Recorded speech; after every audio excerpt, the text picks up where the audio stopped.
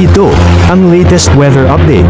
Alamin ang pinakasariwang ulat panahon ngayon dito sa Information TV Educational Channel. Kasalukuyan sa ating latest satellite images, makikita po natin patuloy pa rin ang pag-iral ng northeast monsoon o hanging amihan, particular na nga dito sa may bahagi na lalo na po dito sa may northern Luzon. Samantala, makikita po ninyo itong kumpol ng kaulapan na siya nakaka-apekto, particular na sa may bahagi ng Bicol region, kasama rin ito bahagi ng Kabisayaan. Ito po yung shear line, yung bangga ng malamig na amihan at gayon din yung mainit na easterlies, magdadala pa rin ng mga pagulan lalong-lalo na po sa may bahagi ng Bicol region, kasama na rin itong area ng Kabisayaan, lalong-lalo na po sa may bahagi ng Eastern Visayas. Maapektuhan din ng shear line ng bahagi ng Mimaropa. Ang iba pang bahagi nating bansa dito sa Luzon, mga may hinang pagulan na mararanasan, habang sa Mindanao, mga localized rain showers and thunderstorms naman po maaaring mangyari sa araw na ito. Mapapansin din natin sa loob at labas ng Philippine Area of Responsibility, wala naman tayong minomonitor na anumang low pressure area.